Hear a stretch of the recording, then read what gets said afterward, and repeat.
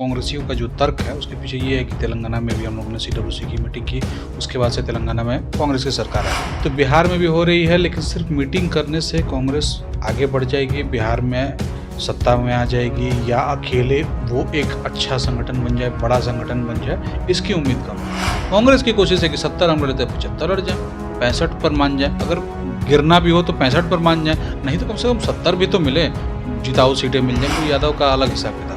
पप्पू यादव कांग्रेस के decision maker नहीं है, पप्पू यादव अपनी राय दे सकते हैं, पप्पू यादव अपनी राय दे रहे हैं, उसके अलावा पप्पू यादव की राय का कोई वैल्यू होगा नहीं होगा।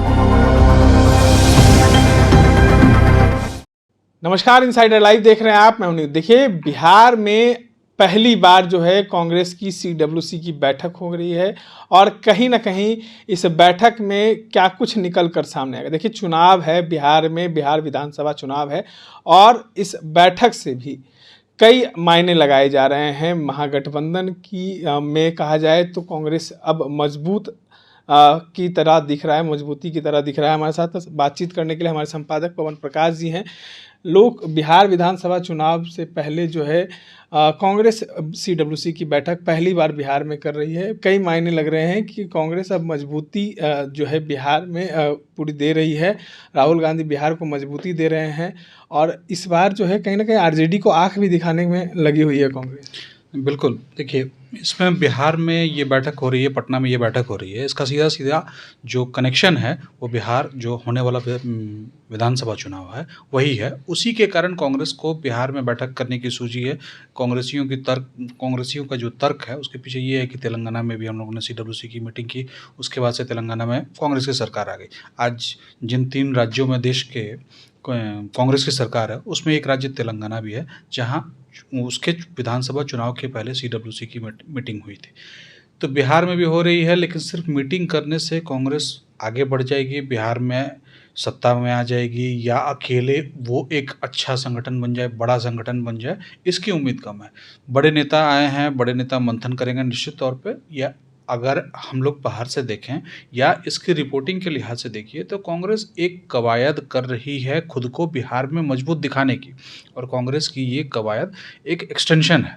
एक्सटेंशन इसलिए है क्योंकि राहुल गांधी ने 15 दिनों तक अभी बिहार में यात्रा की, जिलों में वो गए, 20-22 जिलों की उन्होंने मतलब सड़कों पर वो चले, अपने गठबंधन के सहयोगियों के साथ चले, और उसके बाद से कांग्रेस की मीटिंग हो रही है। तो कांग्रेस की बैठक सिर्फ ऑफिशियल बैठक नहीं है, पहले उन्होंने ग्राउंड वर्क किया है, कांग्रेस के लिए माहौल बनाया है, कांग्रेस के पक्ष में लोगों को जोड़ने की कोशिश की है। कोशिश कितनी सफल होगी ये बात की बात है, लेकिन उसका एक एक्सटेंशन है जो सीडब्ल्यूसी की मीटिंग यहाँ रखी गई। इस मीटिंग में कई बड़े दिग्गज हैं। राजेश राम की बात करें, पूर्व अध्यक्ष जो है अखिलेश प्रसाद सिंह भी हैं, वो लोग भी बिहार के हालात की जानकारी देंगे।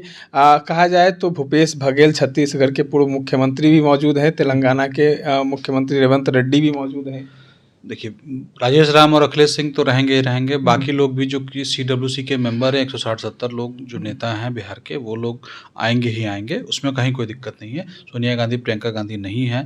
लेकिन क्या है कि कांग्रेस की ये मीटिंग इन नेताओं से ज़्यादा बिहार में इन नेताओं का क्या प्रभाव है उस पर डिपेंड करता है। रेवंत रेड्डी का प्रभाव नहीं पड़ेगा, लेकिन बाकी दूसरे भूपेश बघेल हुए या दूसरे जो नेता कांग्रेस के हैं उनका प्रभाव पड़ेगा, बिहार के लोग उनसे कनेक्ट कर सकते हैं।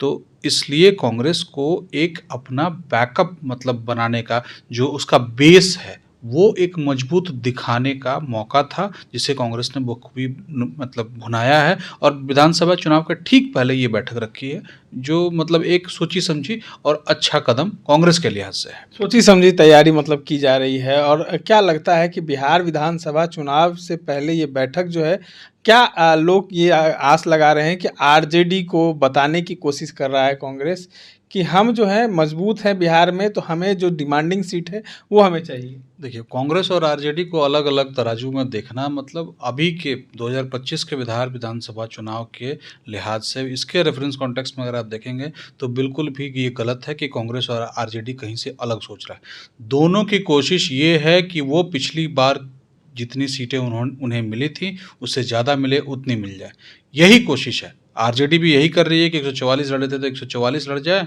और बाकी के 99 में से बाकी दलों में बांट दे, बाकी सहयोगियों में बांट दे।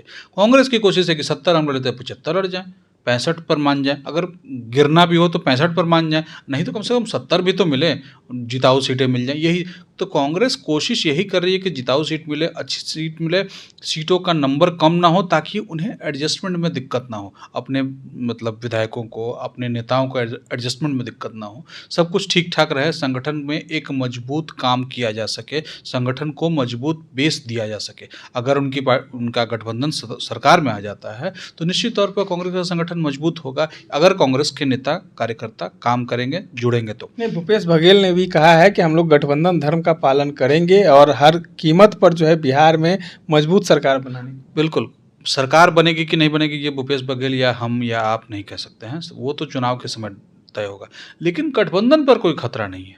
ये मतलब बिना मतलब के जो पॉलिटिकल पंडितबाजी चल रही है कि ये सरकार गिर जाएगी, कांग्रेस बाहर हो, सॉरी सरकार नहीं, कांग्रेस बाहर हो जाएगी, आरजेडी गठबंधन तोड़ देगा, ये सब नहीं होने वाला। कांग्रेस वीआईपी नहीं है और कांग्रेस अभी उस स्थिति में भी नहीं है कि वो आगे बढ़कर सभी सीटों पर लड़ जाए। सभी सीट पर तब कांग्रेस को लड़े हुए जमाना हुआ, कांग्रेस 70 सीटों से ज़्यादा चुनाव पिछले 20 सालों में लड़ी भी नहीं है।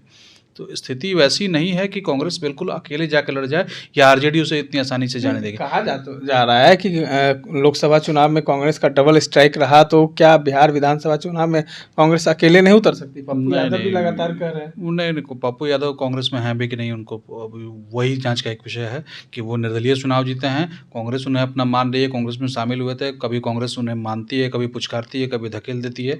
पप्पू यादव का अलग हिसाब किताब है। पप्पू यादव कांग्रेस के डिसीजन मेकर नहीं है। पप्पू यादव अपनी राय दे सकते हैं, पप्पू यादव अपनी राय दे रहे हैं, उसके अलावा पप्पू यादव की राय का कोई वैल्यू होगा नहीं होगा, ये तो राहुल गांधी और बाकी जो CWC है, मल्लिकार्जुन खड़गे हैं, सोनिया गांधी हैं, ये लीडरशिप तय करती है। पप्पू यादव ये तय नहीं करते हैं कि तेजस्वी के साथ गठबंधन करेंगे कि नहीं करेंगे। ये भ्रम है कि पप्पू यादव की बात का कोई भी असर होगा। करना और होना वही है जो कांग्रेस की जो टॉप लीडरशिप है वो चाहेगी। आज एक चर्चा उठी थी, भूपेश बघेल ने कहा था कि कहा गया कि सम्राट चौधरी ने ये सवाल किया है कि बिहार आ रहे हैं राहुल गांधी, तो बिहार की सड़कों पर जो है जब वीडियो बनाते हैं तब वीडियो की तारीफ जो है कम से कम बिहार अपनी बैठक में करें, नीतीश कुमार की तारीफ करें, मोदी जी की तारीफ करें। तो भूपेश बघेल ने एक शानदार जवाब दिया है, कहा है कि हम उन लोगों की चर्चा करें जो भ्रष्टाचार कर रहे हैं, 200 करोड़ की वो चर्चा करें, क्या सम्राट चौधरी की भ्रष्टाचार की चर्चा करें? सम्राट चौधरी देखिए इस मामले में फंस गए हैं। कानूनी रूप से फंसेंगे कि नहीं फंसेंगे, सम्राट चौधरी हों या अशोक चौधरी हों, लेकिन कानूनी रूप से फंसे नहीं फंसे वो अलग इशू है, वो जांच होगी। अगर कोई केस बनता है तो केस होगा, केस चलेगा, वो दूसरा इशू है, उसकी इन्वेस्टिगेशन के बाद वो तय होगा। लेकिन पॉलिटिकली दोनों नेता फंस गए हैं। अशोक चौधरी को नीरज कुमार जो जदयू के प्रवक्ता हैं उन्होंने फंसा दिया है और पूर्व केंद्रीय मंत्री RK सिंह ने सम्राट चौधरी को फंसा दिया है। दोनों को अपने ही दलों ने फंसा दिया है। तो अब क्या है कि इन दोनों के पास इस्तीफा दें नहीं दें वो तो बहुत मतलब अलग बात है, लेकिन नैतिक दबाव, राजनीतिक दबाव इन पर पड़ चुका है और अपने ही दल से पड़ा है। प्रशांत किशोर ने तो जो किया सो किया ही, मतलब इन दोनों के अपने दलों के नेताओं ने ही इन पर दबाव बनाना शुरू कर दिया है कि आप गलत हैं तो सफाई दीजिए, अगर सॉरी आप सही हैं तो सफाई दीजिए, गलत है तो इस्तीफा दीजिए। इस तरह की बात उठने लगी है तो ये लोग क्या बोलेंगे बिहार के, मतलब इस कंडीशन में आप किसी पर पॉलिटिकल अटैक कैसे कर सकते हैं? क्या लग रहा है कि जिस तरीके से सम्राट चौधरी और अशोक चौधरी हमलावर रहते थे कांग्रेस पर, अब उन्हीं की पार्टी में उन पर खतरा हो गया है? अशोक चौधरी और कांग्रेस का नाता बहुत पुराना है। अशोक चौधरी कांग्रेस से ही जदयू में आए थे, तो अशोक चौधरी हमलावर कई बार रहे हैं। राहुल गांधी से कभी वो बहुत करीबी हुआ करते थे या बताते हैं कि हम बहुत करीबी थे, लेकिन छोड़कर चले आए नीतीश कुमार के पास, तो अब वो उनकी पार्टी उनकी दुश्मन ही है।